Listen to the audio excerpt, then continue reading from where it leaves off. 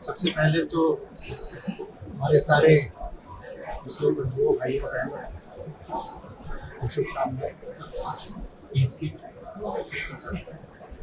और जो कि मैं हमेशा कहता रहा फिर कहूँगा, धर्म को और धार्मिक त्योहारों को हमें उनके मूल में जाकर समझना।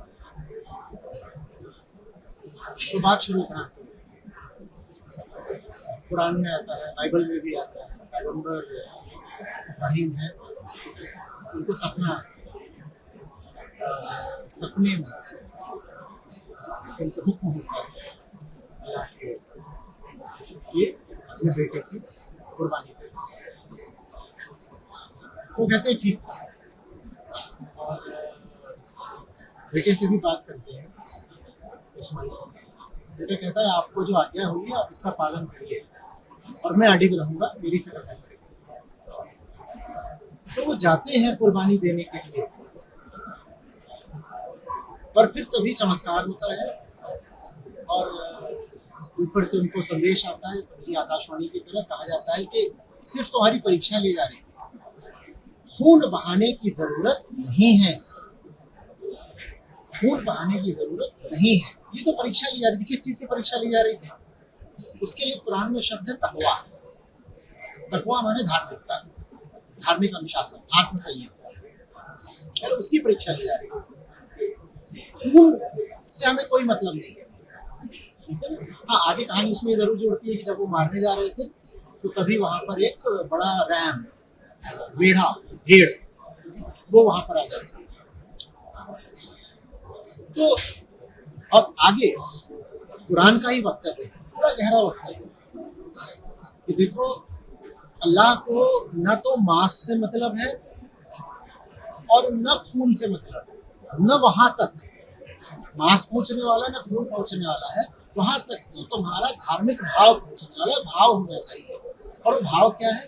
भाव ये है कि अगर सच्चाई मांगेगी तो जो चीज मुझे व्यक्तिगत रूप से बहुत प्यारी है, जिसके साथ मेरा स्वार्थ जुड़ा हुआ है, जैसे बाप का मोह, स्वार्थ, भावनाएं, ये सब बेटे के साथ जुड़ी होती है।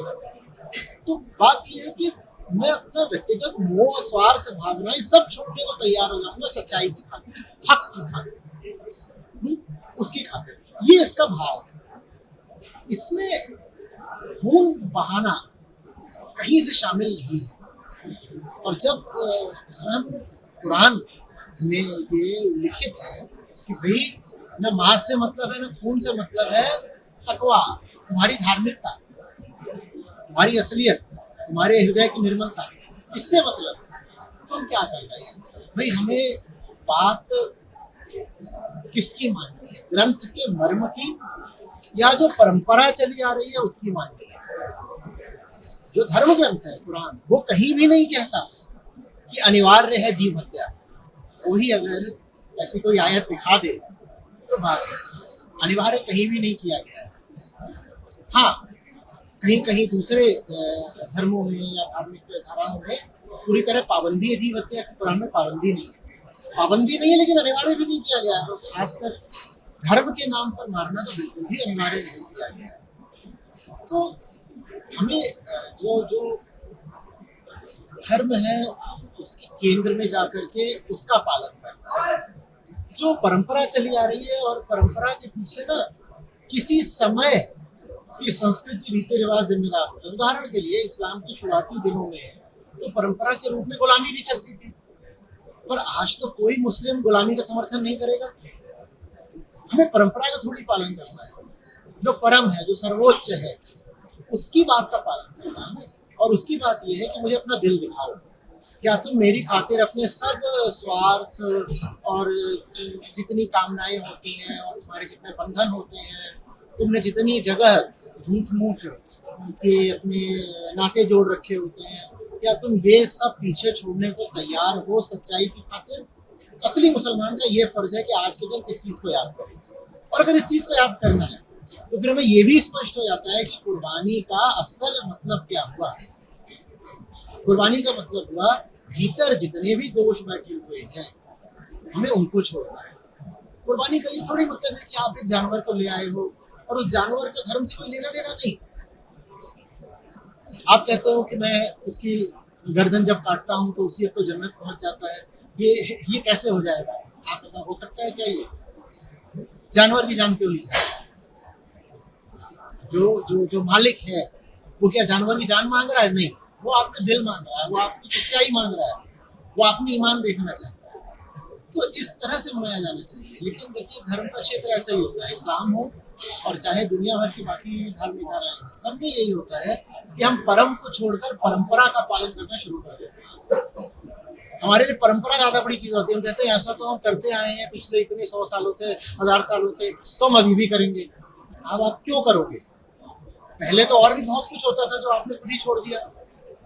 आप क्या नहीं छोड़ना चाहोगे, वो चीज नहीं छोड़ना चाहोगे तो छोड़ी जा ही नहीं सकती। माने सच्चाई, माने खुदाई, उसको छोड़कर बाकी सब तो वक्त के साथ बदलता रहता है। हम न जाने कितनी चीजों में कभी यकीन करते थे, आज हमें साइंस ने दिखा दिया कि वो चीजें फालतू की है, हम उन पर यकीन नहीं करते। न जाने कितनी कुप्रथाएं चलती थी। उदाहरण के लिए पैगंबर मोहम्मद के समय में उन्हीं के खिलाफ वो लड़े भी थे, क्या उनको छोड़ा नहीं गया? कल्चर जो होता है, वो कल्चर भी मुस्लिम दुनिया भर में फैले हुए हैं, लेकिन कल्चर हर क्षेत्र का अलग अलग होता है। तो ये बाध्यता थोड़ी होती है कि मुसलमान हो तो ऐसे कल्चर, कल्चर माने आदत, ऐसे कल्चर का, ऐसी संस्कृति का पालन करना ही करना है। अरब का मुसलमान जैसे रहता है, जीता है, सोचता है, खाता है, पीता है, अभिवादन करता है, उसके जो रस्म रिवाज होते हैं भारतीय मुसलमान से अलग होते हैं। ये सब चीजें तो अलग होती ही है, जगह के हिसाब से भी अलग होती है, स्पेस के हिसाब से भी, और टाइम के हिसाब से बदलती रहती है। जो एक चीज है जो कभी नहीं बदलनी चाहिए वो है सच्चाई। उसको छोड़ करके बाकी सब में तो हमें थोड़ी अपनी सोचना पड़ेगा ना कि हम कर क्या रहे हैं। वैसे ही दुनिया में देखिए, इतना बड़ा ये एक अत्याचार होता है, पाप होता है कि हम अपनी स्वार्थ की खातिर किसी दूसरे बेगुनाह बेजुबान की जान लेते रहते हैं, ठीक है। और बकरीद के दिन जो आमतौर पे बाकी 364 दिनों में जो जानवर काटे जाते हैं उनकी तादाद लगभग दोगुनी हो जाती है। तो ये वैसे ही गलत है। बात ये नहीं है कि मैं बकरीद पर आक्षेप कर रहा हूँ, मैं तो 365 दिन बोलता हूँ कि तुम ये जो कर रहे हो बहुत गलत है। जानवर की जान तुम धार्मिक वजह बता करके लो, और चाहे जबान की स्वाद की खातिर लो, किसी भी वजह से तुम जानवर की जान लो, बिल्कुल गलत है, बिल्कुल गलत है। और मैं उनको पाखंडी भी बहुत मानता हूँ जो 364 दिन तो पशु हत्या का विरोध नहीं करते, लेकिन सिर्फ बकरीद के दिन जाकर के कहते हैं कि देखो ये क्या हो रहा है, गलत हो रहा है। अगर ये गलत है तो 365 दिन गलत है। और इस पर उंगली उठाने का हक तभी है जब आप कहें कि मैं सिद्धांत से, प्रिंसिपल से समझता हूँ कि ये चीज बिल्कुल भी ठीक नहीं है।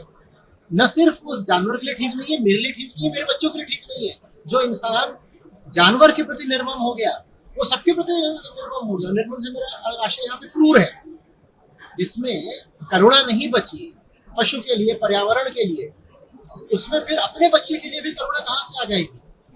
आपकी इंसानियत ही घट जाती है, चाहे आप साल के किसी दिन का। तो मैं उन लोगों में से नहीं हूँ जो सिर्फ एक दिन आकर के कहते हैं कि अरे अरे अरे बड़ा अनर्थ हो गया, बड़ा गुनाह हो गया, इतने सारे बकरे और भेड़ और ऊँट काट दिए गए। मैं साल में प्रतिदिन बोलता हूँ कि ये गलत हो रहा है, लेकिन और ज्यादा बुरा लगता है जब ये सब कुछ धर्म के नाम पर होता है। और तो इसलिए जब बकरीद आती है तो ये आदमी को बात उठती है कि धर्म का मतलब तो करुणा होना चाहिए। धर्म का मतलब तो होना चाहिए अपनी जान देकर भी दूसरे की जान बचाना। क्या यही धार्मिक आदर्श नहीं है? जब ये धार्मिक आदर्श है तो हम धर्म के नाम पर खून खच्चर क्यों कर रहे हैं, वो भी इतनी बड़ी तादाद पर? ये धर्म कैसे हो सकता है? और ये धर्म है भी नहीं, धर्म ग्रंथ इसका समर्थन भी नहीं कर रहा है, लेकिन फिर भी परंपरा के नाम पर इसको आगे बढ़ाया जा रहा है, बढ़ाया जा रहा है, बढ़ाया जा रहा है। अरे भाई, आप कहते हो कि मैं गरीबों को खाना देता हूँ, तो गरीब मांस थोड़ी मांग रहा है, आपको गरीब की भलाई करनी है। यही कहा जाता है कि गरीब को दान दिया जा रहा है, उनको ज़कात दी जा रही है। गरीब की भलाई करनी है तो गरीब की जो पहली जरूरत है वो कोई मांस थोड़ी है। आप किसी गरीब से आकर पूछो तो सही से सचमुच क्या चाहिए? उसे अपने बच्चे की स्कूल की फीस के पैसे चाहिए, उसको घर में और कुछ काम है वो चाहिए, उसकी बेटी है वो कॉलेज जा रही है पर वो पहुंच नहीं पाती है क्योंकि उसके पास एक साइकिल तक नहीं है, उसको साइकिल खरीद करके दे दो। दान करने का ये क्या तरीका है कि मैं जानवर काटूंगा और उसका मांस दान करूंगा? अरे और कुछ नहीं तो उसके हाथ में रुपया रख दो, उस रुपए का कुछ इस्तेमाल देख लेगा उसको क्या करना है। जाकर के अस्पतालों में दान कर दो, स्कूलों में दान कर दो, न जाने कितनी कितनी ऐसी जगह हैं और बहुत अच्छी संस्थाएं होंगी जहाँ पर आप जाकर के दान कर दीजिए। तो ये जो कुतर्क दिया जाता है कि देखो हम अपने लिए थोड़ी जानवर काट रहे हैं, धर्म के लिए काट रहे हैं, और काटने के बाद उसका इतना हिस्सा हम गरीबों को दे देते हैं। हम अपने दिल पे हाथ रखकर पूछेंगे तो हमें पता है कि ये सारी बातें ये ईमान की नहीं है, और अगर ईमान की नहीं है तो ये खून खच्चर रोकना पड़ेगा। कम से कम जिनको बात समझ में आई है, जो चाहते हैं कि वो सचमुच ईमानदारी भरा जीवन जिए, उनको ये सब रोकना ही पड़ेगा। दुनिया के सामने इस वक्त बड़े से बड़ा संकट है क्लाइमेट क्राइसिस, और हमसे ये बात छुपाई जाती है क्योंकि त्योहार का इस वक्त माहौल है, तो इसलिए सच्चाई सामने आए, अच्छा है। हमसे बात छुपाई जाती है कि क्लाइमेट क्राइसिस में फॉसिल फ्यूल बर्निंग के बाद सबसे बड़ा योगदान एनिमल एग्रीकल्चर का है, माने मांसाहार। ये जो जानवर खड़ा करा जाता है खाने के लिए, उसको खाना यूं ही नहीं आ जाता।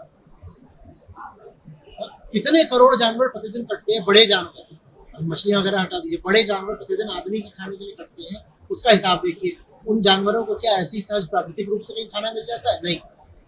जंगल के जंगल काटे जाते हैं ताकि खेत निकले, और उस खेत पर जो अन्न पैदा होता है जानवरों को खिलाया जाता है। दुनिया की 70% खेती इसलिए हो रही है ताकि जानवरों को खिलाया जा सके। क्यों? ताकि आप उन जानवरों का मांस खा सकें। और जो जंगल कट रहे हैं, ये क्लाइमेट क्राइसिस का बहुत बड़ा कारण है।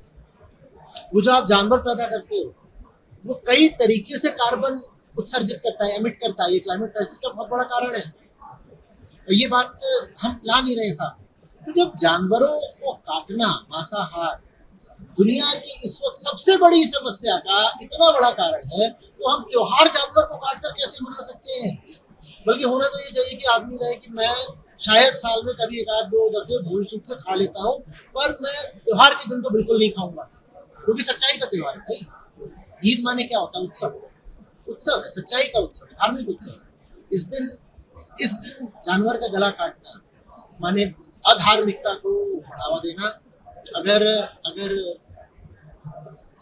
अगर पशु हत्या धर्म है तो फिर अधर्म क्या है, मैं नहीं जानता। हमारे साथ जुड़े रहने के लिए सब्सक्राइब करें देश रोजाना के YouTube चैनल को, और नई वीडियो की नोटिफिकेशन पाने के लिए बेल आइकन जरूर दबाएं। अगर आप ये वीडियो Facebook या Instagram पर देख रहे हैं तो पेज को लाइक और फॉलो जरूर करें, और ज्यादा से ज्यादा शेयर करें।